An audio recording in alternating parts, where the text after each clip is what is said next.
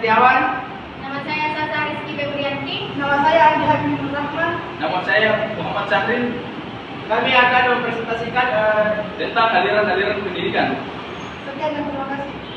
Latar belakang aliran-aliran pendidikan muncul sejak manusia hidup dalam satu kelompok yang diharapkan dengan problem regenerasi bagi keturunannya. Secara historik bahwa aliran-aliran pendidikan ataupun berbagai pemikiran tentang pendidikan dapat ditemukan dalam berbagai literatur. Setiap aliran pendidikan dapat dimaknai sebagai suatu upaya untuk memperbaiki martabat manusia.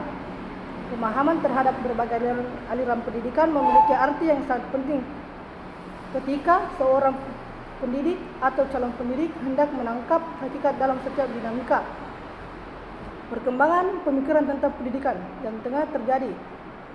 Pemahaman terhadap pemikiran-pemikiran yang demikian dianggap penting dalam dunia pendidikan karena akan menjadi bekal bagi tenaga pendidik, sehingga memiliki wawasan histori yang lebih luas, juga dapat menambah ketajaman analisis dalam mengaitkan antara keberadaan masa lampau dengan tuntutan dalam kebutuhan masa kini dalam rangka mengantisipasi masa yang akan datang.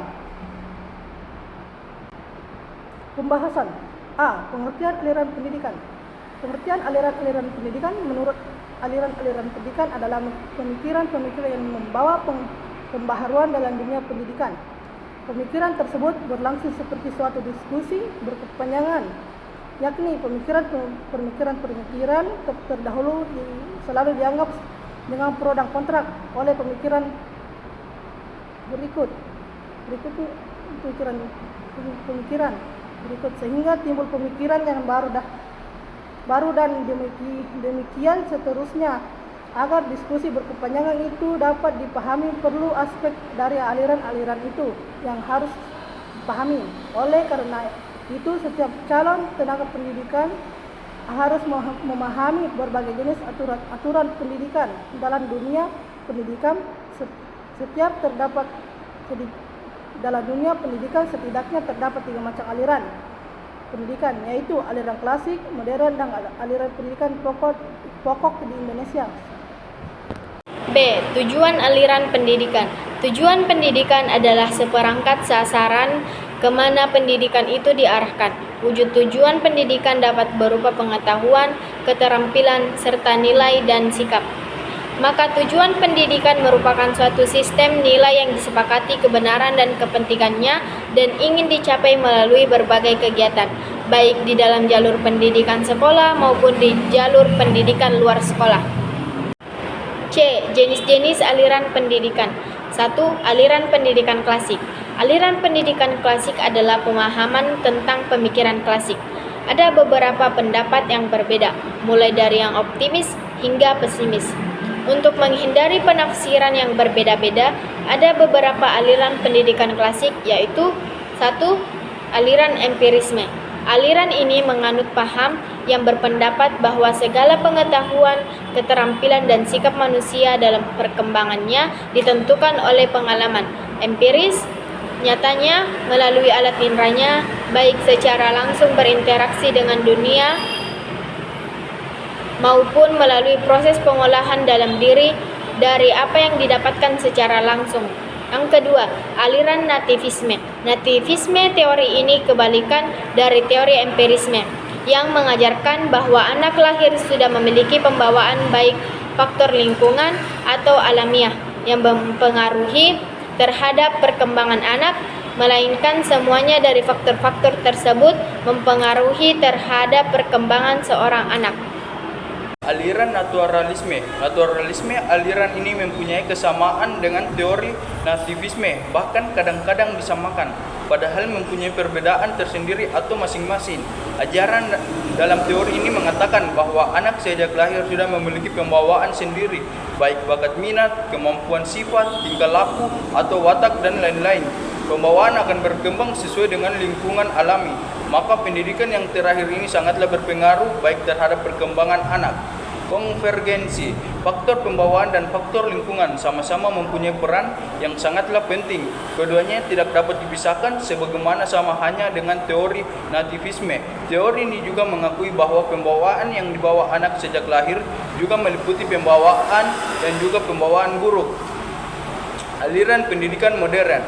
Aliran progresivisme merupakan aliran yang berasal dari pragmatisme yang dikembangkan oleh William James 1842 sampai 1910 dan Johann Dewey 1859 sampai 1952.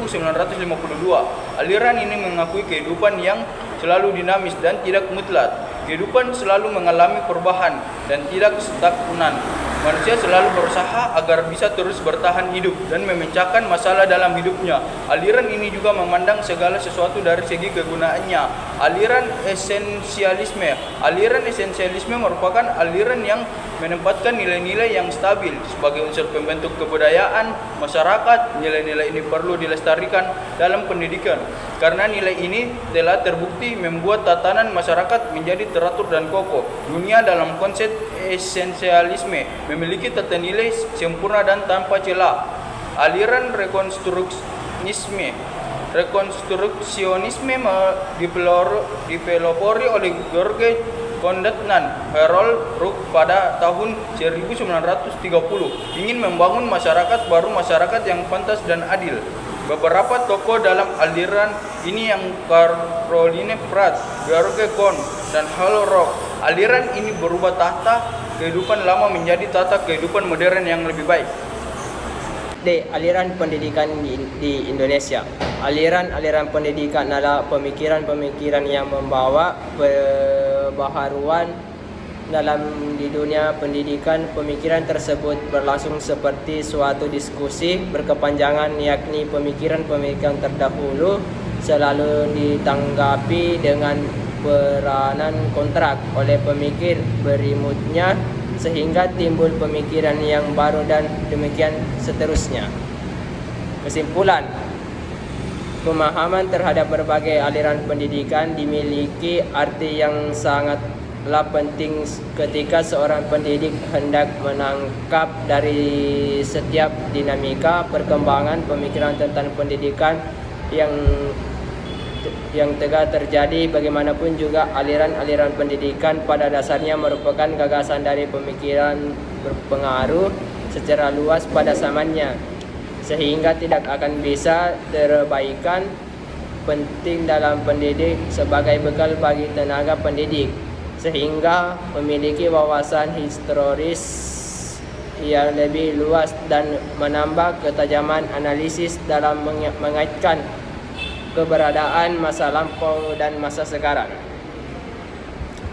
Saran, dengan ini penulis minta kepada seluruh pembaca beribu-ribu maaf jika pembaca menemukan kesalahan-kesalahan yang ada dalam rangka karya tulis ini, karena masih minimnya pengalaman penulis yang masih sangat mengharapkan nasihat-nasihat dan perbaikan dari para pembaca berbentuk saran, kritik, motivasi atau nasihat-nasihat yang dapat membangun kepercayaan diri penulis sehingga penulis mampu berkarya lebih baik lagi dari sebelumnya.